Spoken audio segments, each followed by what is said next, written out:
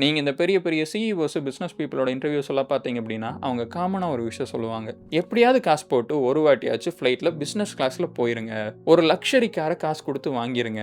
Once நீங்க அந்த ஃப்ரீடம மத்தவங்கலாம் என்ன பண்றாங்க அப்படிங்கிறத எக்ஸ்பீரியன்ஸ் பண்ணிட்டீங்க அப்படின்னா, உங்களால பின்னாடி போகவே முடியாது அப்படிங்கிற மாரி சொல்லுவாங்க. That's actually real friends. 1950s அப்போ கர்ட் ரிச்சர் அப்படிங்கிற ஒரு ஹார்வர்ட் சயின்டிஸ்ட் ராட்ஸ வச்சுட்டு ஒரு எக்ஸ்பெரிமென்ட் பண்றாரு. ஒரு பக்கெட் எடுத்துட்டு அதுல பாதிக்கு தண்ணிய ஃபில் பண்ணிடுறாரு. தென் அதுக்குள்ள சில எலிகள போடுறாரு. அந்த ராட்ஸ் வந்துட்டு கொஞ்ச நேரத்துக்கு டெஸ்பரேட்டா ஸ்விம் பண்ண ட்ரை பண்ணுது. பட் ஒரு 15 நிமிஷத்துல அதுக்கெல்லாம் வந்துட்டு மூழ்கி இறந்துருது. தென் அவர் என்ன பண்ணிருக்காரு, இதே எக்ஸ்பெரிமெண்ட்ட திருப்பி பண்ணிருக்காரு. மறுபடியும் பக்கெட்ல தண்ணிய ஃபில் பண்ணி அதுக்குள்ள எலிகள போட்டிருக்காரு. பட் இந்த வாட்டி 15 நிமிஷம் ஆகி அந்த எலிக வந்துட்டு உள்ளுக்குள்ள மூழ்கிற டைம்ல அதுல வந்துட்டு வெளிய எடுத்துறாரு. அதுல வந்துட்டு ட்ரை பண்ணி கொஞ்ச நேரம் அதுகளுக்கு ரெஸ்ட் குடுக்குறாரு. தென் அதே எலிகள எடுத்து திருப்பி தண்ணிக்குள்ள போடுறாரு. இந்த வாட்டி ஆல்ரெடி டயர்டா இருக்கக்கூடிய எலிகள் எவ்வளவு நேரம் தாங்கிருக்கும்னு நினைக்கிறீங்க? ஒரு 10 நிமிஷம், இல்ல 20 நிமிஷம், இல்ல 30 நிமிஷம், இல்ல ஒரு 2 மணி நேரம் தாங்கிருக்கும்னு நினைக்கிறீங்களா? பட் உண்மையிலேயே அந்த எலிகள் எவ்வளவு நேரம் உயிரோட இருந்துச்சு தெரியுமா?